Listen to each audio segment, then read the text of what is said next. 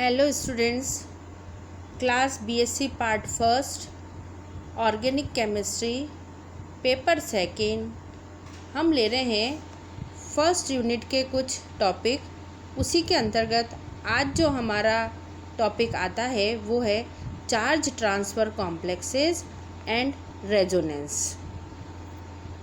सबसे पहले हम लेते हैं charge transfer complexes. Charge transfer complexes ये कॉम्प्लेक्स एडिशन कंपाउंड्स होते हैं।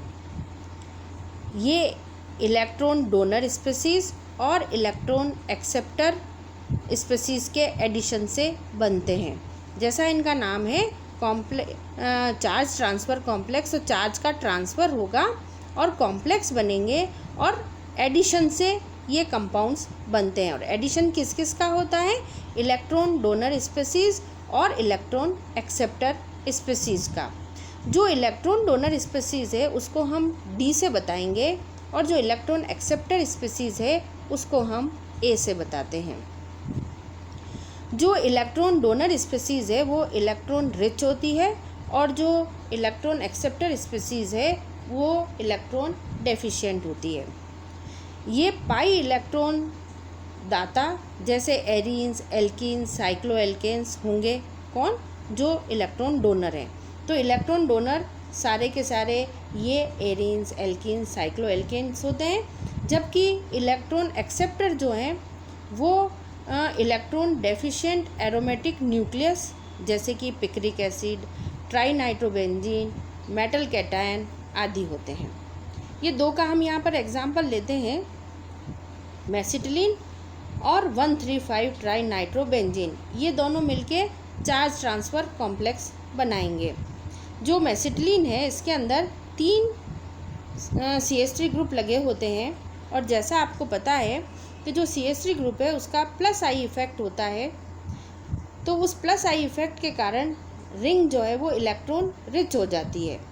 इसी तरीके से 135 ट्राइनाइट्रोबेंजीन है, उसके अंदर 3 NO2 ग्रुप लगे होते हैं और NO2 ग्रुप माइनस आई इफ़ेक्ट वाले होते हैं। उसके कारण वो रिंग को इलेक्ट्रॉन डेफिशिएंट बना देते हैं, इलेक्ट्रॉन डेफिशिएंट हो जाते हैं।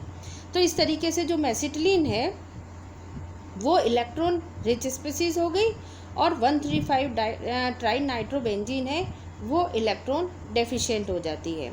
तो इस मेसिटिलीन को हम डोनर और 135 ट्राइनाइट्रोबेंजीन को हम एक्सेप्टर कहते हैं। तो इस तरीके से चार्ज डी से ए की तरफ ट्रांसफ़र होता है और ये चार्ज ट्रांसफ़र कॉम्प्लेक्स बनता है।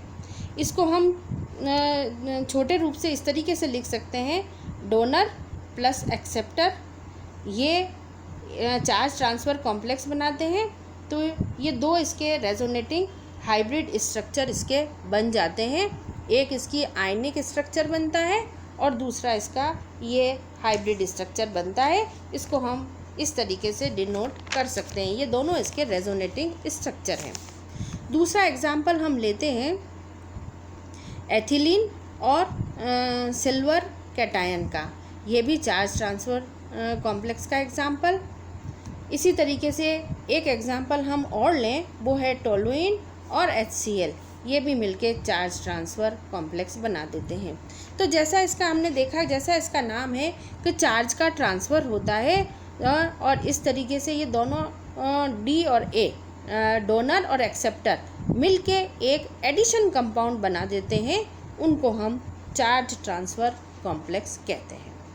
ये तो हमारा एक टॉपिक हुआ। दूसरा जो टॉपिक है हमारा वो लेते हैं हम और वो है रेजोनेंस। अब रेजोनेंस की बात कहाँ आती है और कैसे होती है कि जब किसी भी यौगिक के का स्ट्रक्चर को हम समझाएं और उसकी जो संरचना है वो एक ही स्ट्रक्चर से नहीं समझा सकते, उस समय हमको रेजोनेंस का सहारा लेना होता है। इसकी अगर हम डेफिनेशन लें तो कुछ यौगिकों के मॉलिक्यूल या आयन ऐसे होते हैं कि जिन्हें केवल एक संयोजकता बंध सूत्र द्वारा प्रदर्शित नहीं किया जा सकता है। वहाँ अनुनाद का सहारा लेना होता है। उसके सभी गुणों की व्याख्या करने के लिए एक से अधिक संरचनाएं दी जाती है। प्रत्येक संरचना उसके किसी न किसी गुण की व्याख्या करती है। ये संरचनाएं अनुनादी संरचनाएं या रेजोनेटिंग हाइब्रिड कहलाती है। यौगिक की वास्तविक संरचना इन अनुनादी संरचनाओं का अनुनाद संकर होता है। रेजोनेंस से यौगिक की ऊर्जा कम हो जाती है और जब ऊर्जा कम होगी तो उसकी स्टेबिलिटी बढ़ जाती है। जैसा कि आप सब जानते हैं कि बेंजीन के लिए हम कई सारे रेजोनेटिंग स्ट्रक्चर लिख सकते हैं। अगर हम ये बेंजीन के रेजोनेटिंग स्ट्रक्चर लिखें तो इसमें से जो पहली दो स्ट्रक्चर है वो तो इसकी कैकुले स्ट्रक्चर कहलाती है और बाकी की जो तीन है वो डेबार स्ट्रक्चर कहलाती है। बेंजीन के अंदर अगर हम इसकी कार्बन कार्बन की बॉन्ड लेंथ लेते हैं तो वो बॉन्ड लेंथ आती है 1.397 एंगस्ट्रॉम, जबकि कार्बन कार्बन की सिंगल बॉन्ड लेंथ होती है 1.54 एंगस्ट्रॉम और कार्बन कार्बन डबल बॉन्ड की बॉन्ड लेंथ होती है 1.33। तो बेंजीन के कार्बन कार्बन की बॉन्ड लेंथ कितनी आई? 1.397 एंगस्ट्रॉम। ये न तो सिंगल बॉन्ड वाली बॉन्ड लेंथ है और न ही डबल बॉन्ड वाली बॉन्ड लेंथ है, इनके बीच की इसकी बॉन्ड लेंथ आती है। उसका मतलब ये है कि इसके अंदर रेजोनेंस होता है कि कार्बन कार्बन के बीच में न तो सिंगल बॉन्ड रहता है और न ही कार्बन कार्बन के बीच में डबल बॉन्ड रहता है।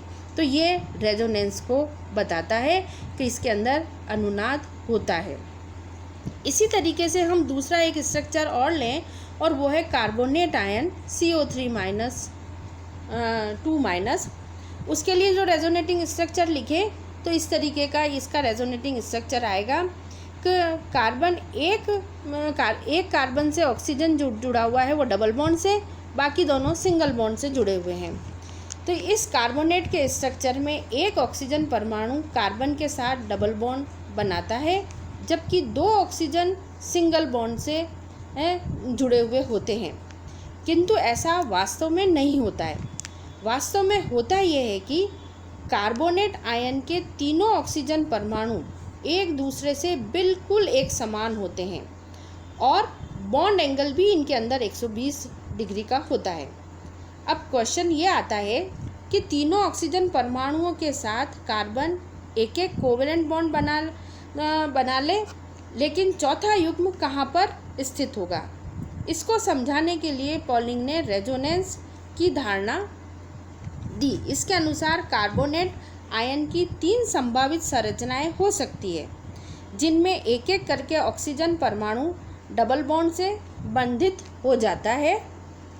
वास्तविक संरचना तीनों संरचनाओं का योगदान होती है और हम उसको इस तरीके से बताते हैं कि किसी भी कार्बन और ऑक्सीजन के बीच में डबल बॉन्ड नहीं है और किसी भी कार्बन और ऑक्सीजन के बीच में सिंगल बॉन्ड नहीं है।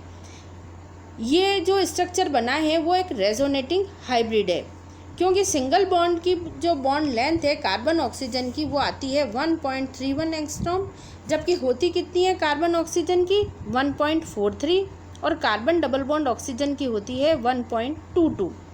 एक रेजोनेटिंग हाइब्रिड में उसकी समस्त सहयोगी संरचनाओं के गुण तो होते हैं, किंतु फिर भी यह समस्त संरचनाओं से बिल्कुल भिन्न होता है। तो इस तरीके से हम इसके जो कार्बोनेट में भी हम ये कहते हैं कि इसमें रेजोनेंस होता है, क्योंकि इसकी भी को भी हम बॉन्ड लेंथ से ही बेंजीन की तरह समझाते हैं। अब कई सारे स्ट्रक्चर हैं वो रेजोनेंस शो करते हैं, जैसे सल्फेट आयन, ये जो नाइट्रेट आयन, कार्बन मोनोऑक्साइड, कई सारे इसके अंदर होते हैं और उनके लिए हमको रेजोनेटिंग स्ट्रक्चर लिखने के लिए हमें कई सारी प्रैक्टिस करनी होती है। तो इन सब के स्ट्रक्चर हम बनाएं और प्रैक्टिस करें तो ज़्यादा हमारे लिए अच्छा रहता है। अब ये जो रेजोनेंस है इसकी कुछ शर्तें होती हैं कि कहाँ पर ये इनकी कौन सी शर्तों का ये पालन करने चाहिए। तो अब हम लेते हैं रेजोनेंस के लिए कुछ आवश्यक शर्त। प्रत्येक अनुनादी संरचना में प्रत्येक परमाणु की स्थिति समान रहती है।